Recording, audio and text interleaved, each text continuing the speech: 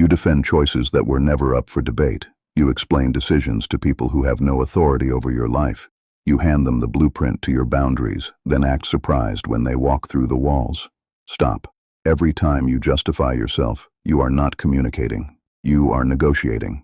And you are negotiating from a position you already own. But here's the question almost nobody asks.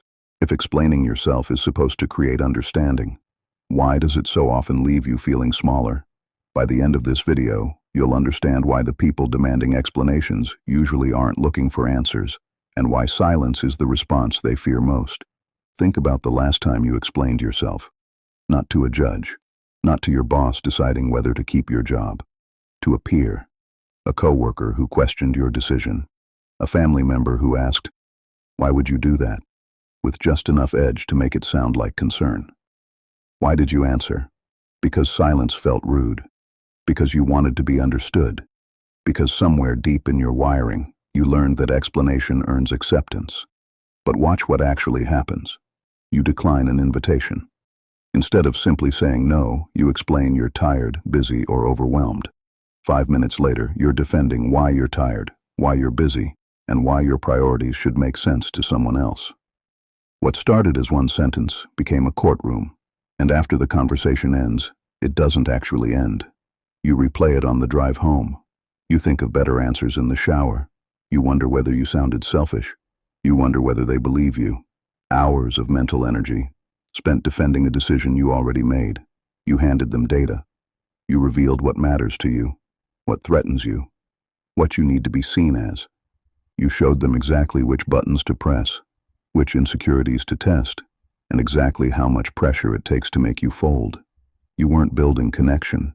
You were leaking intelligence, and the people who benefit most from your explanations are rarely the people who deserve them. Marcus Aurelius reminds us that the person living according to reason has little need to seek approval from the crowd. Actions carry their own evidence. They don't require constant narration. Explaining yourself isn't a virtue, it's a habit, and habits can be broken. But before you stop explaining yourself, you have to understand why certain people seem to need those explanations in the first place. Epictetus taught that suffering begins when we try to control what doesn't belong to us. Someone else's interpretation belongs to them, not you. Yet every explanation is an attempt to manage another person's perception. Think about the coworker who questions why you turn down overtime. You explain your family responsibilities. They still think you're lazy. Or the friend who asks why you skipped the party. You explain your need for rest. They still think you're antisocial. Nothing changed, because perception was never yours to control. Here's the reversal most people never notice. Over-explaining doesn't convince people who respect you. It convinces the people looking for cracks in your confidence that they've found one. The more you defend a decision, the more they believe it can be negotiated. The explanation becomes evidence that pressure works. That's why manipulation often begins with a simple question. Why? Not because they're curious, because they're checking whether your boundaries move. Seneca warned against becoming dependent on the opinions of others. The moment your peace depends on everyone understanding you, you've handed your peace to everyone else. The explanation isn't the point, the power shift is. So what does the Stoic do? He acts, he decides, he moves. Then he stops talking, not because he's cold, because he's clear. His actions already explain his values. If someone genuinely wants understanding, they'll ask with curiosity instead of pressure. If they ask to gain leverage, you'll usually feel it before you can explain it. That tightening in your chest, that sudden urge to defend yourself before you've even spoken. Pay attention to that feeling. Your body often recognizes an interrogation before your mind does, and once you recognize it, responding becomes much simpler. Here's the shift. Replace, "let me explain," with silence. Replace justification with observation. That doesn't work for me. I've already decided. I won't be doing that. Those are complete sentences. You don't owe anyone the math behind your no. The next time someone asks why you're leaving early, pause.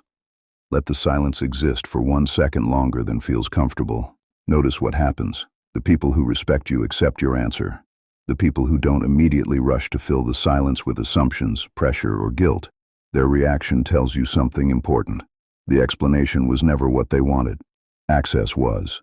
This isn't about becoming distant. It's about becoming impenetrable. There's a difference. A cold person pushes everyone away. An impenetrable person decides who gets access. They don't announce their boundaries, they quietly enforce them. Try this once this week. The next time someone expects an explanation, don't rush to fill the silence. Stay calm, stay respectful. Simply say, "That's what I decided." Then stop. The discomfort you'll feel isn't a sign you're doing something wrong. It's proof that you're building a skill you've avoided for years. You've trained your mouth to open on command. Now train your discipline to keep it closed. And here's what changes when that becomes your default. First, you'll lose people. Not everyone. Only the ones who relied on access to your reasoning more than they respected your decisions. Without your explanations, manipulation becomes expensive. Those people usually move on to easier targets. That isn't rejection. It's your filter finally working. Second, you'll notice something quieter. People begin pushing you less, not because you became intimidating, because you became consistent. When your decisions stop changing with every opinion, people stop expecting them to. Consistency earns a kind of respect that arguments never will. But the biggest change isn't how other people see you, it's how you see yourself. Think about how much time you've spent replaying conversations in your head, wondering whether you explained yourself well enough. Now imagine carrying that same energy into your work, your family, your health, your purpose. Execution replaces narration. Action replaces approval. That's when you realize something surprising. You never needed better explanations. You needed stronger boundaries. The Stoics never chased understanding from everyone around them. They chased alignment.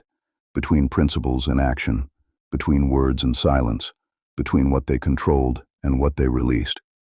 You don't need everyone to understand you. You need to understand yourself. Because here's the truth. The people who insist you explain yourself usually aren't confused. They're trying to discover whether your boundaries are real. Every explanation invites another challenge. Every calm decision quietly ends the negotiation. Silence doesn't weaken your position. It reveals how strong it already was. Stop passing tests you never agreed to take. The explanation ends here. The execution begins now. So here's the question. What's one situation where you know you've been explaining yourself too much? Leave it in the comments. Then this week, replace one explanation with one calm decision. See what changes.